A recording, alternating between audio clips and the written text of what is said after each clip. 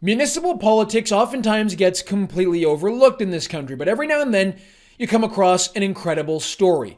And that is one that we have for you today. The city of London, Ontario was the site of Canada's first ever safer supply exemption. These so-called safer supply hydromorphone tablets have been given out to recovering drug addicts as a way to try to give them a drug that is not fentanyl, that wouldn't result in toxic drug overdose. Well, today, London, Ontario is unfortunately a test case for failure in drug policy. The city is overrun with homelessness, drug addiction, as well as prostitution. One city councillor, Susan Stevenson, has decided to use her position to speak up on behalf of her residents, to do her job, in other terms, to actually oppose the policies that have been put in place in London that have resulted in the destruction of her city, the sad state of her city. And for doing her job and for speaking up, Susan Stevenson has just been given a penalty of a 30-day suspension without pay, all for social media posts calling out the failure of these drug addiction policies. Well, joining us now on the Faulkner Show is London City Councillor Susan Stevenson. As we've just discussed, Councillor Stevenson has been found by the Integrity Commissioner of London to be in breach of the city's code of conduct, to be accused of bullying and harassing city staff for what appears to be tweets about the city's biggest issue. Councillor, take us through what's going on here. What have you done that has made the City of London so upset with you? Yeah, that's a great question. And what it appears is it's the persistent discussions and questions regarding, as you said, the biggest issue in this city, and particularly in my ward. My ward is ground zero for the drug crisis in our city, and there is a tremendous amount of suffering.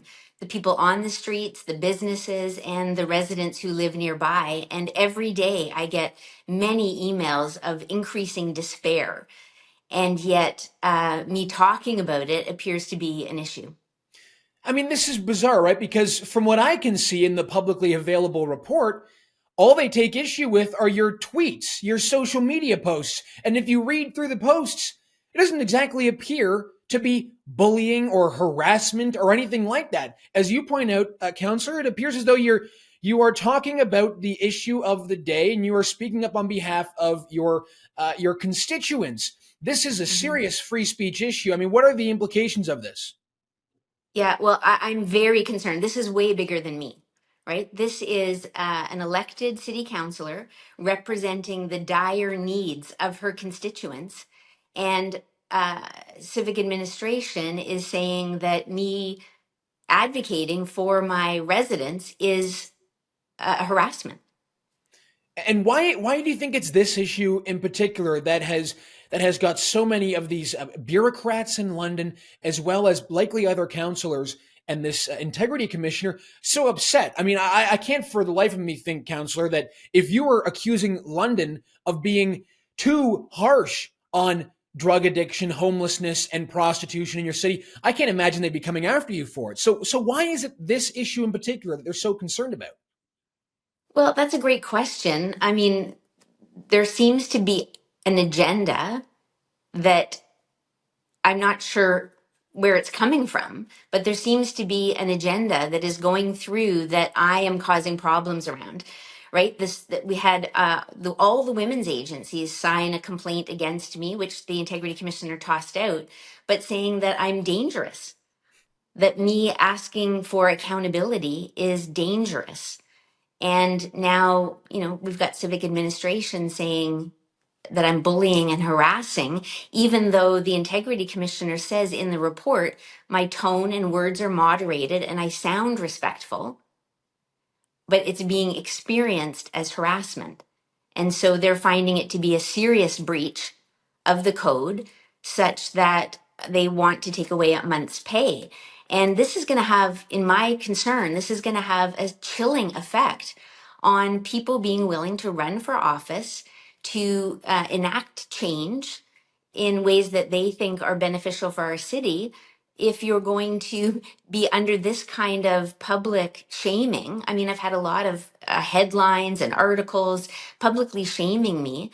The integrity commissioner does the same thing. He makes statements that I have responded to saying they are completely false and they're offensive to me.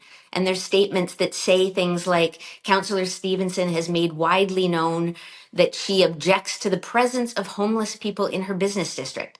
I have never said such a thing. I don't believe it. I think it's offensive. I told them to please take it out of the report, and they haven't done so. It's still in the final report, making claims about what I believe, which I have stated is incorrect. The first time I saw that was in the October 10th preliminary findings report. And you'll notice on my social media on October 14th, I posted, for anyone who thinks that this is what I believe, it is not true, and this is why. And it's been pinned on all my social media, and it doesn't matter. They get to say what they think I believe, even if I say I don't believe it. And as you point out, you're being suspended for without pay for 30 days. I mean, you're allowed to do your job as a counselor, but they're just not going to pay you for the job that you're going to do for the next 30 days because you're not willing to toe the line here. I mean, this looks very dangerous. This forced That's ideological conformity on a particular agenda, which I have to believe, counselor, do the majority of people in your city actually agree with the city here? They actually agree with the policies of safe supply, of allowing London to be in the position that it's in? Surely not. Yeah, well, sadly, we don't talk about it a lot, right? Because that's frowned upon. But I have been trying to, in a 25% voter turnout and with dire situation, our city is in serious trouble. I want to talk about the issues. I want to educate the people so we can have a conversation and we can hear their views. But that too seems to be frowned upon. And even though there was a CBC article done this spring saying, how do all of the other councillors feel about Councillor Stevenson's social media? And the mayor came out and said, this is not the right way to do this. It's too nuanced a conversation to have on social media. And yet 2 months later, the Ontario Big City Mayors puts out a video with homeless people with our mayor in it, launching a social media campaign on this issue. And so it seems to be, it's not really, uh, it seems to be what I'm saying that's the problem. Am Right. I allowed? Is there a way to respectfully disagree on an undecided matter of council? And one of the issues is that the leadership at the city has created a situation with this whole of community response that city administration and the whole of community are bringing forward programs and services to council for approval with no options without council having set policy direction first. So had council said, we want a program that supports people in encampments, or we want a program that reduces encampments, or we want a program that supports the community with the impacts of encampments, or some combination of that, it would be decided and then staff would be able to go and produce that. But right now, we don't know what's coming. And so in April, they say there's going to be a long-term, all-season encampment strategy. And I'm concerned that I'm not going to like it, that it's not going to be what I want. But as a counselor, I'm not allowed to know what they're working on. And now I find out I'm not allowed to ask questions to try to get information prior to the vote coming.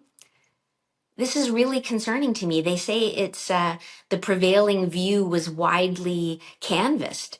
Well, I don't believe that's true. We do not do a great job. Our budget in a population of over 470,000 had 43 respondents. I mean, and that's just the budget. This is something that is impacting residents. They don't feel safe going to their park. They don't feel Right. safe going to the theater and parking. This is desperate. People are saying they feel like shut-ins because there's so much drug dealing happening right outside their front door that they're afraid to leave. I've got seniors on ODSP who need the free meals offered at, say, the Arcade Street Mission, and they're unable to access them because they might be a recovering addict that doesn't want to be near the open drug use that is everywhere. Some of them push oxygen tanks, and they are afraid to be near people who are openly smoking publicly illegal drugs. Yeah. And yet, I am in breach of the code of conduct, fulfilling my oath to represent the desperation in the needs of constituents on an undecided matter of council. Every time council decides, I'm quiet and we go on to the next thing. But even that is deemed to be a significant breach, a serious breach, as far as this integrity commissioner is concerned. And they are a contractor that we hired who has an opinion that seems to have a lot of narrative and a lot of opinion in it. Right. And I don't see the evidence to support, they say that they are concerned with serving the public. Well, what serves the public? Yes, we want ethical high standards. I want to be held to high standard. But is stopping me from communicating in the best interest of the public? It's not been my experience. It's not what I hear from residents. In the last year, almost anywhere I go in the city, people come up and thank me and they ask me to not back down, to keep speaking for them. Right. And I can attest to that because we spoke in May in your district and we saw that firsthand. We saw the support that you have in your district. Now, here's the question I have for you now. In the report, it says that they're not going to recommend forcing you into one of those re-education programs because they don't think you're going to even bother to listen to them. So when you do eventually continue speaking up on behalf of your constituents and calling out the city for their handling of the drugs crisis, the homelessness crisis, and the prostitution crisis, what's going to happen to you then? Well, that we're going to find that out, right? Like they call me defiant and doubled down and unaware of my impact on others, and I feel quite to the contrary. I have been moderated tone and words and respectful. I haven't gone against a decided matter of council. I'm limited to my 5 minutes. It's enforced by the presiding officer. They're saying that all of this bullying and harassment has happened on the floor of council chambers with all councillors present and with publicly recorded videos. And they only in the final report gave me the decency, I think, of providing the dates and timestamps on the alleged behavior. And I want public opinion on that. Do you think that is inappropriate, a serious breach? Do you think that it deserves taking away the pay, like potentially the ability of somebody to pay their mortgage Right. payment and put groceries on the table? For somebody who ran for council to help. Right. And I imagine that they're trying to use you as an example, maybe not just in London, but also to other municipalities. We know that Southern Ontario has this problem, right? The homelessness and drug addiction crisis, the safe supply crisis is plaguing cities all throughout Southern Ontario. And, your city is unfortunately basically ground zero for safe supply. It was where the safe supply exemption was first granted. So perhaps, councillor, they're looking at this and saying, "Well, you're effective on social media. You're embarrassing the city because now Canadians are paying attention. So no one else in any other municipality better, dare think about doing what you're doing. We need to force this. We need to force everyone in line." I mean, that is very dangerous for other councillors as well outside of London. That is why it's so much bigger than me, right? I believe that we need a lot more counselors like me in 2026 in order to look at the financials and look at accountability from the perspective of delivering service, not about finding cuts, but to ensure that the needs in our city are met. They're tremendous. And when we walked around in May, it was some of the homeless and addicted people were running for your camera. They Yeah. want to speak. They don't feel that their needs are being met. This is not me against homeless people or Yeah. addicted people. It's me listening to them and their pleas for service. They say, where are the millions of dollars going? Why does it cost $4,500 for a mattress on a floor with 29 other people? And I don't even get it guaranteed every night. In fact, some of them have policies you can only stay so many nights in a row. So, and we heard other concerns about policies that, again, counselors, we are not allowed to know. I've just had to approve $420 in freedom of information fees just to see the contracts that during this term of council, I approved some of them, but I'm not allowed to see them. The public's not allowed to see them. And this is really, really concerning to me that I do feel that I'm being made an example of in the hope that I would not run again and that no one who thinks like I do would run again. And that's why this is so important to me. Is this like this is freedom of expression? of an elected official. Right. Never did I think this was the case. I have told people I will speak because you have fears of reprisal in your neighborhood, in your employment. I am protected. I'm the elected official. And now I'm finding out I may not be.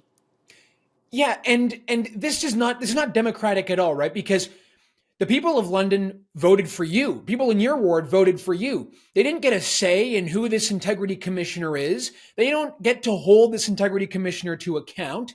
And this person is going to dictate whether or not you can earn your salary that you earned and frankly even hold on to your job. Is there a possibility, Councillor, that if you continue to do the job that you were elected to do, you could be forced out of council? That is my concern. When I attended AMO in August, during the bear pit when they were asking the ministers questions, there was a counselor from Pickering who got up and stood up and said that, there's these, far right counselors that have to be dealt with. And they are pleading with the ministers to bring in legislation that would allow them to remove a duly elected city councillor who was breaching the code of conduct.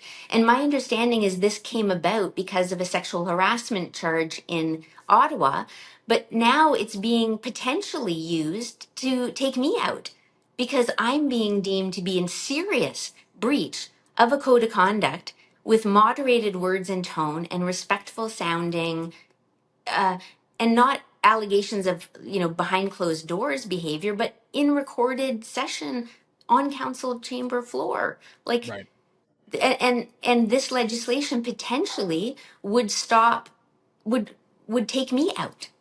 What I just don't understand here in this, we have this discussion regarding free speech legislation at a federal level where the the people who are on the other side of this debate, in municipal politics, it's not partisan politics, right? But Yeah. the people on the other side of this debate, it doesn't seem as though, Councillor, they understand that if the shoe was on the other foot, they could be facing the same issues, right? If there was a council that was ideologically aligned with you, and there was a councillor standing on her own, opposing the initiatives of a council, doing what she's doing as an elected representative, but disagreed on the other side of this debate, this could apply to her as well. I just don't understand why people on the other side of this debate, I don't want to call them on the left because, this really isn't a right left debate, but on No. the other side of this issue, they're not standing up for you, are they?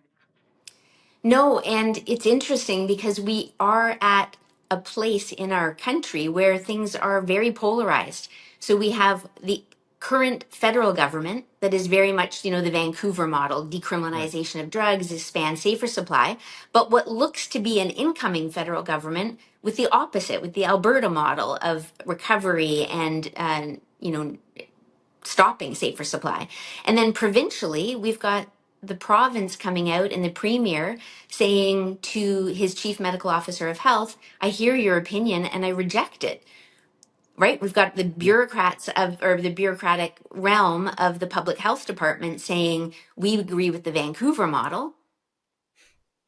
And then the premier is saying, no, we're going in a different direction. So there is this polarization. It's not like I'm out there with some crazy ideas.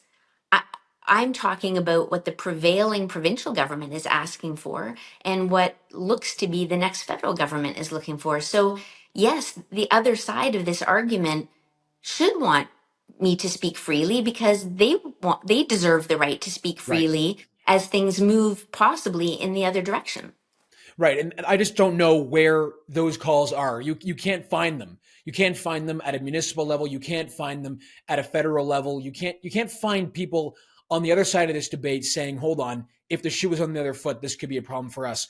I now want to ask you this question because it was last week or perhaps 2 weeks ago where the London police chief, the police chief of your city, testified in Ottawa and basically said that London's safe supply drugs are being diverted to far northern communities in Ontario. I mean, the situation in your city is having national implications. People in this country should be paying attention to this story. Explain to us how this has happened.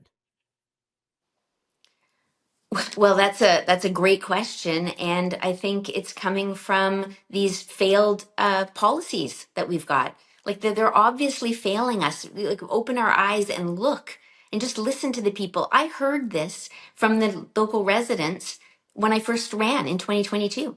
So it's great to hear the chief saying it because it validates what I've been hearing for 2 years, that safer supply has been a huge problem and the precursor to much of the problems that that area is facing, which sadly is expanding outside of that realm now. Because I've got council supporting me now on some of these decisions where it was 14 to 1 before. Things are passing now to say no and enough. And, you know, I don't know exactly the reason why these votes are changing, but I think the pain is now expanding outside of just my ward. Right. And to hear the chief say that they're finding dilaudid pills from London ending up in far northern communities just shows you that these drugs are being diverted all across the country and are resulting in significant addiction issues. We touched on this a little bit, Councillor, but one of the issues that you have really been trying to raise awareness about is the prevalence of prostitution in your ward and trying to stand up for women that are being forced into the sex trade. Just how bad is that situation in your city? Yeah, well, even one is terrible. Right, of And course. we are known for being a human trafficking high risk area because we're right on the highway between Windsor and Toronto. And it's a huge problem. And again, things have changed. Somehow things have changed without us noticing that the agencies that were supporting these women in exiting out of that, and they will, you know, they will say that they're all against human trafficking, and I believe them that that's true. But we are now supporting women in sexual exploitation. And there's a movement for decriminalization of sex work and everything. Okay, fine. If you want to get donations and lobby for that, again, I'm all for freedom of expression. But with taxpayer funded dollars, that all of our organizations that support women have come out and attacked me and filed complaints calling me dangerous because I question the practice of trying to bring empowerment and dignity to our most vulnerable, homeless, addicted women who are, you know, selling their bodies to survive. And and that we're not even allowed to have that conversation without you'll see many of those agencies still have pinned to the top of their social media the public letter condemning me and condemning council and the police board if they didn't find a way to silence me, pinned to their social media, even though the integrity commissioner said absolutely in no way was anything that I did incorrect. So Unreal.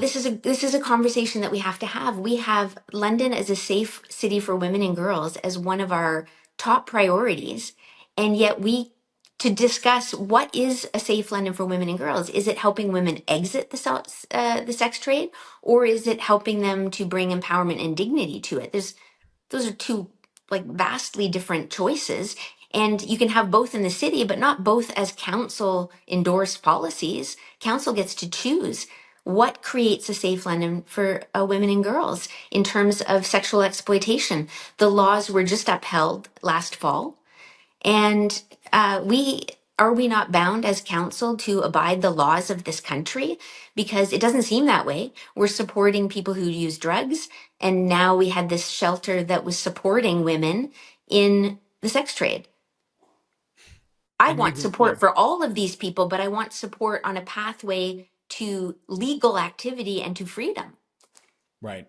Not using taxpayer dollars to perpetuate the problem, right? I mean, that is, Absolutely not, yeah, because it's shocking. it does not help the people who are trapped in a very difficult situation. So, Counselor, I have to ask you, who exactly is this integrity commissioner that seems to have so much power over debate at City Council? Yes, so this is a contractor that the city hired in June of 2023. It's a firm called Principals Integrity, and there are two principals, Mr. Abrams and Ms. Atwood. And do is London their only client? Do these guys just focus on your city? No, my understanding is they have many municipalities across the city. Many, like I believe it's 20 or more. So so this company principles integrity, is that what they're called? Yeah. They can basically dictate what is allowed to be said by councillors at 20 different municipalities across Ontario. How is this not like a major democratic crisis here? I just don't understand how this is not a bigger issue. Yeah, well, let's make it a big issue. It's a big Right. issue, and it's going to be a bigger issue as we go into 2026 with most common sense people choosing out of any desire to run and represent our city and our residents. I mean, these guys are unaccountable.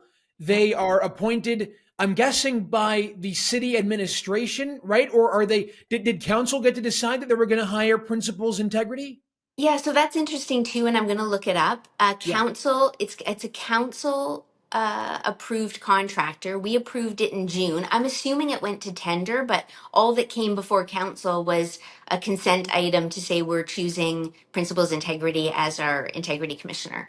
So what process happened there, I'm not sure. But council, this is our contractor, and if they're not giving us the service that we want, then we need to choose another one. And that's something that I'm going to bring up. I asked and had passed through council a review of our code of conduct back in May because there were all these concerns.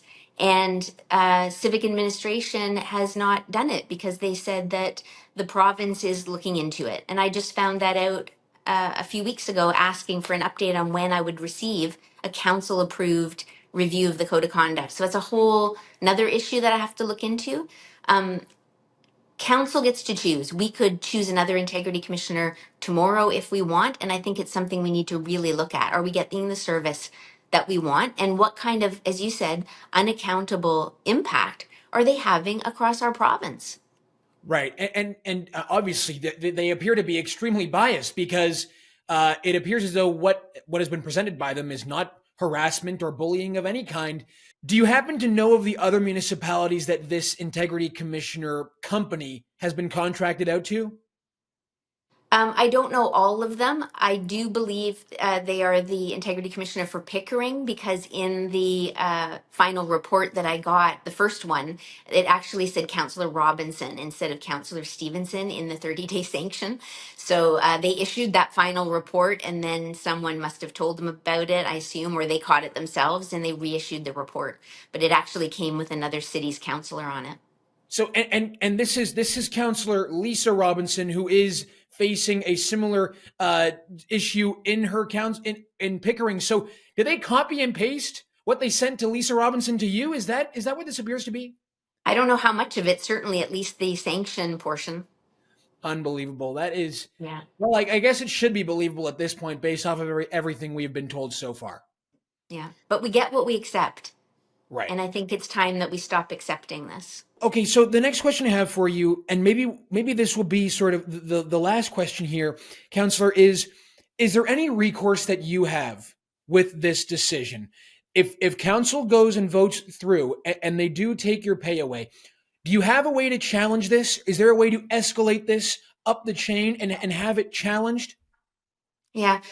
It's another great question. So last year, when I went through this over a social media post where I didn't completely black out the faces of some homeless individuals, I said to my council colleagues, I am being found in breach without having had the integrity commissioner ask me a single thing. The first communication I received from the integrity commissioner found me in breach of the code of conduct.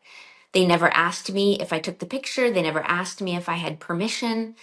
It was irrelevant. I was found guilty. And I said to my council colleagues, they haven't even asked me or given me an opportunity prior to finding me in breach.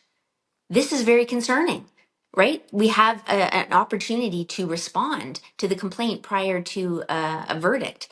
And council was not interested in, they said the integrity commissioner's ruled, it's not for us to question that.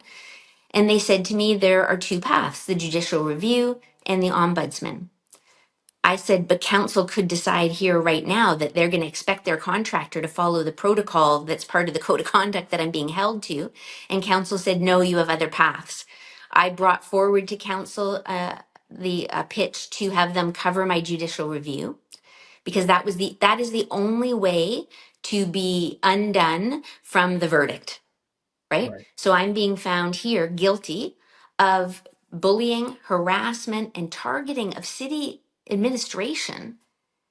And the only way to undo that devastating, in my opinion, uh, conclusion is to do a judicial review, which means $15,000 to $20,000 as you're taking my pay away potentially for a month. So, maybe if millionaires are running for council, great, you can afford to maybe fight this. But the average person who runs is not going to have that kind of money.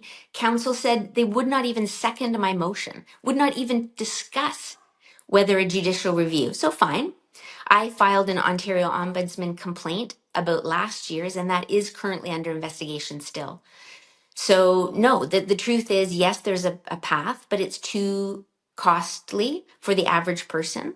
And so I am subjected to I'm subjected to this contractor that we have hired who this is just so disappointing. It's just Yeah. very, very disappointing place to It's be that unaccountable, right? I mean, unaccountable again. yeah. And Yeah. so this ideologue who is Hmm. unaccountable is going to dictate to the people of London what their councillors can and can't say, and the punishment that he decides is going to be what it is. I mean, this is something that I think Canadians should be paying significant attention to. If it's happening in London, it could happen in your municipality, wherever an issue like this or a similar issue comes up. Councillor, if there is a possibility for the public to get behind an initiative to donate or to support this cause, if you do end up escalating it, let us know, because I think that Canadians would be willing to put their support behind it, and it's something that I would be willing to share to our audience as well. Is there anything else that you want the Canadian people to know about what's happening here, and what information they may need to be aware about? Yes, thank you. And I appreciate that. And interestingly, when I looked into that, when I was doing the judicial review request the beginning of this year, I was told that any kind of fundraising or anything would again be a breach of code of conduct. So, so I appreciate the offer there, but apparently that too is not an option. Of course not, And right? Of course the not. Why would they integrity want the people to commissioner, be involved? so the integrity commissioner, their verdict cannot be that just stands, sadly. There's nothing that council can do about it. But the sanctions that are applied and the way that that report is received is 100% up to council. So this is just a contractor that was hired to uphold our code of conduct to the standards that to which we believe are appropriate. This is 100% up to council. They can do whatever they want with this report up to the point of a 90-day pay suspension. So council could say, we think 30 days isn't enough. We think she should have 90, and that's what can happen, a 90-day pay deduction. They could say, you know what, we do not like the way this report reads. This does not fulfill the mandate that we want to uphold as this current London Council term. And we could look into getting another integrity commissioner. This could just be filed and received. Right. And So, with so you know, this is up to council to decide who are we as a city, how much do we value the free expression of our elected officials. with respect to your council colleagues, do you have an idea of how council will vote on this? I don't, because they aren't aware of it yet, unless Right. things have gone through the grapevine. They aren't even aware of it yet. So once they are aware of it, um, it'll be interesting to see. Last time it was 9 to 6.